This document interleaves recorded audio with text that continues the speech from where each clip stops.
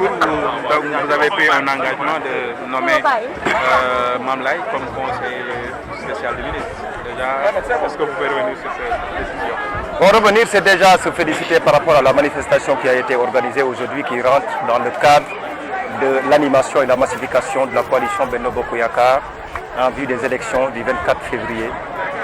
2019. Notre option, notre engagement est de réélire le président de la République dès le premier tour, au soir du 24 février. Donc c'est dans ce cadre-là que Mamlaye Mbeng, le leader Mamlaye Mbeng, avec son mouvement And Pikine Rafet, a invité l'ensemble de ses militants et responsables pour les sensibiliser sur les enjeux de la réélection du président de la République Macky Sall. J'ai vu le travail du leader Mamlaye Mbeng envers le département de Pikine, son amour, son engagement, sa détermination à faire du département de Pikine un cadre de vie amélioré par rapport aux populations du département font que sa probité, ses ambitions, sa personnalité, son courage font qu'il doit être aujourd'hui aux côtés des principaux responsables de ce département-là pour la construction de l'œuvre globale de construction du département de Pikine. C'est ainsi que personnellement, à mon nom en tant que ministre de la Jeunesse, je l'ai invité à être à mes côtés, un conseiller spécial pour ensemble engager et relever tous les défis qui sont devant nous et qui peuvent être résumés en un seul mot: participer à ce que la banlieue ne soit plus à la périphérie de la modernité. Donc ainsi, Mamlaye Mbeng étant un digne fils du département de Pikine, et j'ai bien dit, de la manière la plus claire, un conseiller spécial personnel du ministre de la Jeunesse, de la construction citoyenne, de la promotion du volontariat. La part de la jeunesse sur la manne financière que tombe dans les caisses de l'État, les 7 000 milliards, quelle pourrait être la part de la jeunesse? C'est-à-dire, je n'ai pas bien entendu. Quelle pourrait être la part de la jeunesse pour la manne financière qui est tombée dans les caisses de l'État, les 7 000 milliards? La manne financière. Vous allez faire un play, oui. Quelle manne financière? Les 7 000 milliards du Conseil consultatif de Paris. Ah, le groupe consultatif. Ah oui, le groupe consultatif, ça, il faut d'abord se féliciter et féliciter le gouvernement du Sénégal, mais aussi féliciter le président de la République Macky Sall, qui, allant chercher près de 2 000 milliards, s'est retrouvé aujourd'hui avec plus de 7 000 milliards de francs CFA. Cela témoigne la confiance de tous les partenaires techniques et financiers sur la signature du Sénégal. Le président de la République a assaini les finances publiques, a assaini la gouvernance de notre pays. Le président s'est engagé à structurer notre économie, à faire du Sénégal un pays solidaire dans un pays de droit. Voilà les résultats qui ont amené aujourd'hui, les fruits qui ont amené les résultats du groupe consultatif de Paris. Et comprendre aussi que dans le plan Sénégal émergent, voilà, nous sommes arrivés au lancement et la mise en œuvre du programme d'action prioritaire 2, qui consacre aujourd'hui tout le programme par rapport à tous les secteurs d'activité, notamment la jeunesse. Si vous comprenez aujourd'hui la politique nationale de jeunesse, vous allez vous rendre compte que plus de la moitié du budget du Sénégal est consacré à la jeunesse de ce pays. Puisque ce qui se fait au niveau de l'éducation nationale se fait pour la jeunesse. Ce qui se fait au niveau de l'enseignement supérieur se fait pour la jeunesse. Ce qui se fait notamment pour la formation professionnelle, mais aussi l'insertion et l'emploi, l'entrepreneuriat est pratiquement consacré à plus de la moitié à la jeunesse sénégalaise. Si vous entrez aujourd'hui dans nos forces de sécurité et de défense, vous allez vous tous rendre compte que c'est la jeunesse qui est engagée à assurer la sécurité des personnes et des biens dans ce pays. Donc voilà un tout petit peu la transversalité de la question de jeunesse qui donne raison à la politique du chef de l'État qui consacre pratiquement la moitié, plus de la moitié du budget du Sénégal à entretenir la jeunesse. Oui, le plaidoyer sera fait pour renforcer ce qui doit revenir à la jeunesse sénégalaise, puisque c'est ça notre mission, la promotion socio-économique des jeunes. Karim Wade fait une sortie pour appeler à un sursaut national, à véritablement un combat national pour libérer les Sénégalais de la magistrature de Macky Sall. Aujourd'hui, quelle est votre réplique par rapport à cette sortie? Une réplique, c'est le sentiment que j'ai, c'est le sentiment d'un Sénégalais qui vit au Sénégal et qui entend aujourd'hui quelqu'un qui se la fait couler à Qatar, qui se prononce sur les questions d'actualité de notre pays qu'il ignore complètement.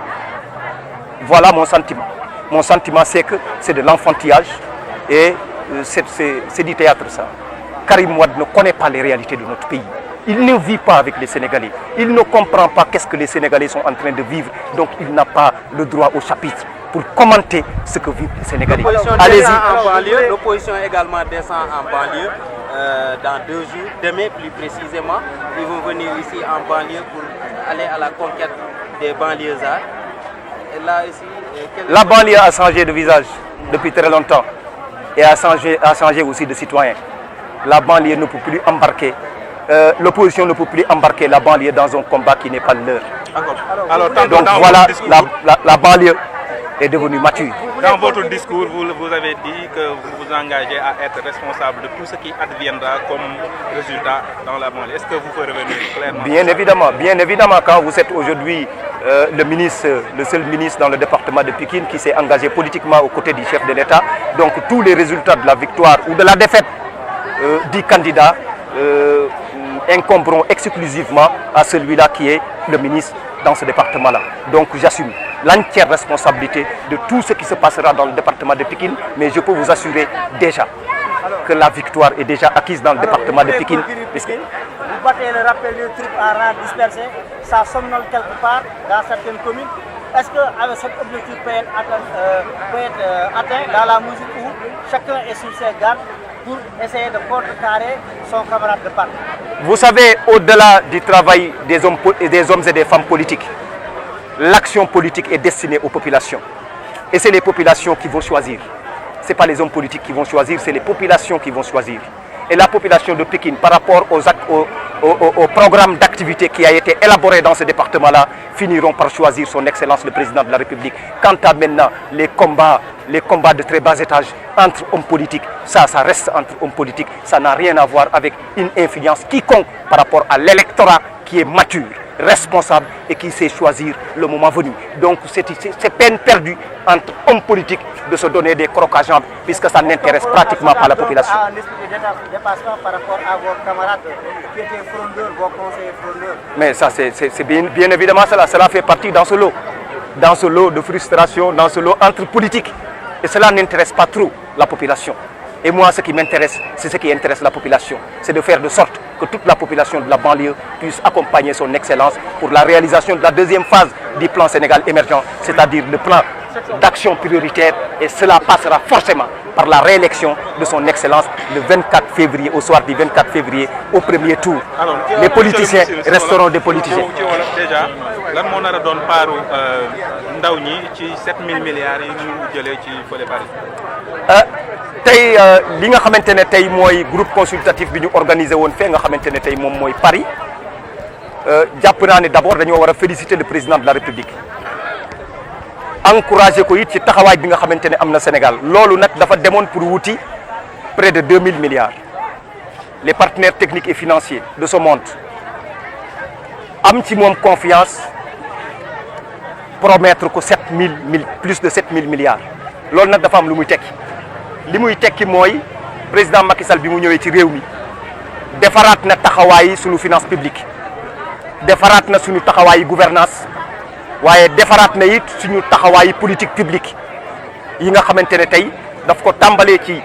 li war a yokk suñu koom-koom ba dëgëral ko waaye fexe ba réew mi mën a disposer ay ndaw ay góor ak jigéen ñoo xamante ne am nañ xam-xam bu wér waaye ci réew moo xamante ne état de droit la waaye solidaire loolu taxawaay première phase du plan Sénégal émergent bi wone na ko ba firndeel confiance boobu nga xamante ne renouvelé nañ ko kon nag duñ ci am leneen lu dul am mbégte te mbégte boobu ñu ciy am mooy en tant que ministre de la jeunesse part bi war a revenir ci ndaw ñi nga xamante ne tey moom lañ ñu dénk pour ñu def la promotion mooy part bi déjà biñ leen réservé loon ca la nga xamante ne tey moo nekkoon ci phase 1 bi nekkoon plan Sénégal émergent te loolu boo ko seetee plus de la moitié du budget du Sénégal jël nañ ko consacré ko ci li nga xamante ne moo jëm ci wàllum ndaw ñi ci wàllum éducation ci wàllum formation ci wàllum insertion ci wàllum enseignement supérieur waa même lu jëm sax ci wàllum les forces de sécurité et de défense ci wàllum sport ci wàllum culture loolu yëpp jàpp nañ ne ndaw ñi ñoo ci ëpp wàll kon ci phase 2 bi président de la République moom ci boppam ba muy addu après groupe consultatif bi dafa nañ li ko gën a ñor ci ci li nga xamante ne mooy deuxième phase bi mooy l'emploi des jeunes mooy ndaw ñi mooy seen formation mooy seen emploi kon am nañ yaakaar bu wër ne la ñu defoon ci première phase bi ba mu jural ñu plus de 500 emplois yoo xamante ne jagleel nañ ko suñu réew mi kon dinañ def lu ful loolu loo xamante ne dinañu permettre ndaw ñi bokk ci ñi nga xamante ne ñoom ñooy accompagner Sénégal ci émergence bi président de la République woote. li ñu fi dajale fii nii tey nag dafa bokk ci li nga xamante ne tey day defar loolu yombal ko puisque nag balaa ñuy mën a mettre en œuvre li nga xamante ne mooy phase 2 bu plan Sénégal émergent il faut inévitablement ñu jaar ci élection présidentielle yoo xamante ne président de la République ñun li ñuy sàkku mooy la coalition Benno Bokk Yaakaar gagné ko dès le premier tour. loolu moom lañ fi dajale woon kii nga xamante ne tey moom mooy Mame Laye Mbengue di le président du mouvement And Rafet ànd Pikine Rafet ñëw di def animation ak mobilisation ñii nga xamante ne mooy militant ak responsable yi mu àndal di feddaliwaat kóllëreem ci lii nga xamante ne moom mooy la coalition Benno Bokk Yaakaar ci loolu la ñu ñëwee tey ci animation bi ci meeting bi am fi ay kaddu yu am solo yoo xamante ne yëkkati nañ ko fi ba ñu jël fi ay décision yoo xamante ne tey Mame Laye Mbengue mi ci jikko bu rafetam ci taxawaayam bu rafet ci xelam bu rafet ci lii nga xamante ne daal moom mooy jëfam ju rafet ci biir département Pikine jàpp nañ ne ñun en tant que ministre de la jeunesse de la construction citoyenne de la promotion du volontariat war a am charge defaraat jikko yi ci biir réew mi dinañ soxla ku mel ni Mame Laye Mbengue mu nekk suñu wet nekk suñu conseiller personnel nekk suñu conseiller spécial boo xamante ne tey ci taxawaay bi ñu war a am ci biir réew mi rawatina fii ci département Pikine mën cee ànd ak ñun ñu ànd taxawaay ba nga xamante ne moom lam ci doon def ñaar bu ñu àndee jàpp naa ne war nañ cee mën a def fukk loolu nag ci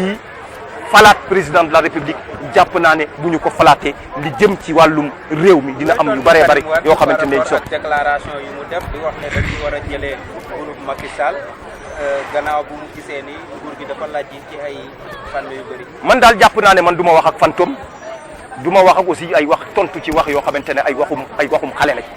nit koo xamante ne da nga bëgg a jiite réew mi da ngay taxaw jàkkaarloog sa askan bi waaye bindum lettre rek ak bindu internet rek candidat boo xamante ne ci internet ak bindum lettre rek moom ci nga dëkk waaye jàpp naa ne nag kii wax moom ci boppam sax deful vidéo daa wax rek envoyé ko loolu manque de considération mooy maanaam baat bi rek ngay dégg muy wax moom ci boppam sax gisoo ko muy wax leeruñu sax ndax moom ci boppam moom moo ko wax kon li ma jàpp mooy Karim Wade dafa xamul Sénégal te dafa xamul Sénégal yi puisque nag bu fekkee ne da nga bàyyi Sénégalais yi fii ak li ñu nekkee fii ak seen courage bi ñu nekkee ci biir réew mi pour tabax ko nga jóge fii dem ba Qatar toog fa nekk kook ay prince ak ay yeneen toog fa lu xew rek nga bind ab sab lettre wala nga bind leneen envoyé ko population bi di leen loolu yëfi caaxaan la te yëfi xale la ñun nag réew mi population bi ci boppam ñoom ñooy tànn te bu ñuy tànn jàpp naa ne ñi nekk ak ñoom di dund ak ñoom dëkk ak ñoom di leen di defal nekk ak ñoom di yëkkatee ndëkk ñoom di tegandoog ñoom ñooñu ci kenn ci ñooñu la ñuy jël tànn fal ko kon Karim Wade vraiment lii muy def nii ay yëf yi enfantillage la ak yoo xamante ne théâtre la maanaam théâtre boo xamante ne moom la ñuy def. mu ngi fii ci banlieue bi te yéen fii ngeen di militer est-ce que tamit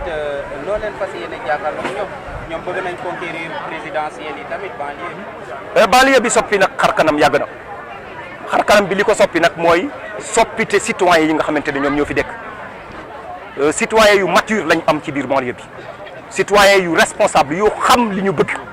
lu xam fi ñu war a teg seen tànk kon banlieue kenn mënatu koo embarqué ci xeex boo xamante ne du xeexam kenn mënatu koo embarqué ci xeex boo xamante ne li nga ci jublu yëpp mooy déstabiliser suñu réew mi banlieue bi kenn dootu ko utiliser comme un bastion électoral rek ou électoraliste banlieue bi da ngay am ak ñoom rapport yu am solo pendant 12 ans gouvernance nekk na fi defu fi lenn ci biir banlieue bi lu dul ay bassin de rétention ay bassin de rétention yoo xamante ne moom lañ fi tabaxoon puisque jàpp nañ ne Pikine bassin de rétention électoral la président de la République pendant 7 ans réglé na la première question bi nga xamante ne moom moo gënoon a intéressé di priorité banlieue bi muy les inondations kon banlieue bi kenn mënatu leen utiliser ci yenn yi opposition bi perte de temps la ci taxawaay bi nga xamante ne ñoo ngi ko fi am ci biir département bi puisque banlieue bi tànn na ba pare. tànn na son excellence le président de la République. yaay doon responsable ak bépp résultat bu mënti am mooy lajj wala kii yaay doon responsable. loolu maanaam loolu ça va de soi maanaam loolu c'est une évidence puisque nag boo nekkee ki nga xamante ne yow yaay ministre ci biir département bi bokk ci responsable politique yi parti boobu ba coalition boobu la fa njëkk a xew muy lu baax wala muy safaan yow yaay premier responsable ba man nag bokkuma ci ñi nga xamante ne dañuy daw seen responsabilité engagé naa sama responsabilité te ni ma ko engagé mooy lépp loo xamante ne mën naa xew ci biir département bi engagé naa sama première responsabilité li fi xew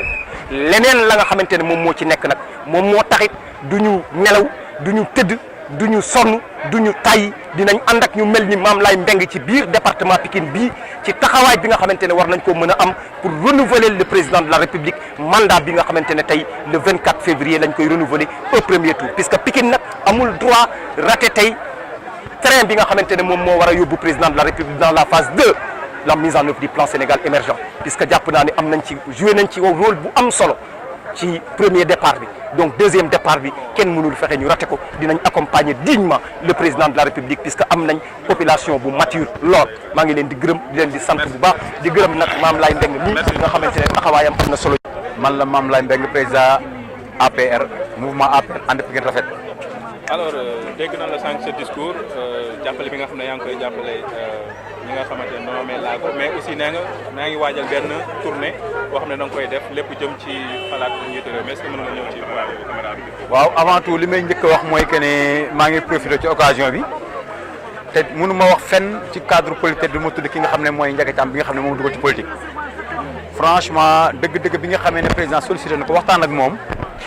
pour mu nekk ak moom àndandoo bokk ak moom liggéey. man nekk ci ndaw yi nga xam ne fii laa dëkk ci département de Pikine rawatina ma dëkk fii ci Pikine commune Pikine Ouest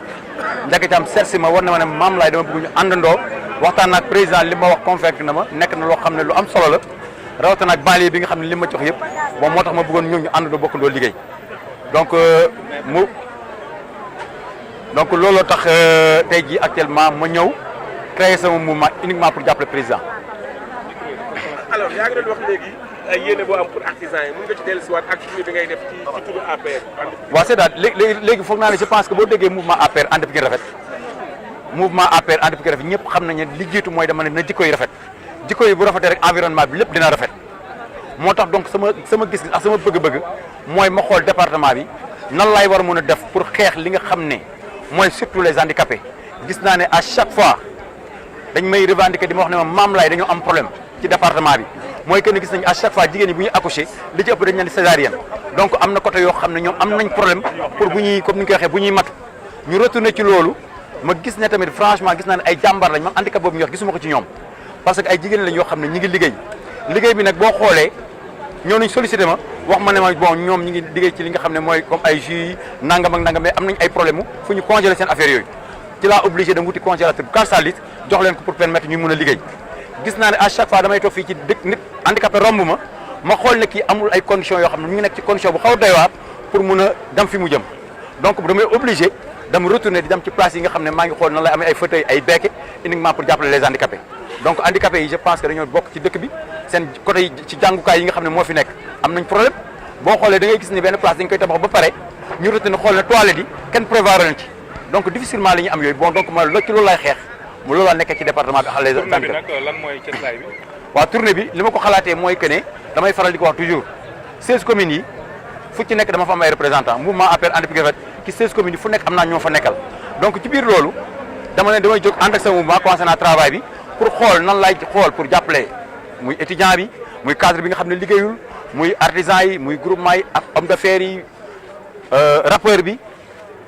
ci ñëpp loo xam ne war naa ko mën a def au moins pour jàppale président Macky Sall ci département bi ba nga xam ne au moins nit ñi dañu xam ne parce que man bëgguma xaar président di ñëw avant président di ñëw man dinaa jéem a xool lan laay war mu def loo xam ne bu président ñëw fekk ma si ak li mu fekk si ñu ànd da bokk ndoo liggéey surtout nag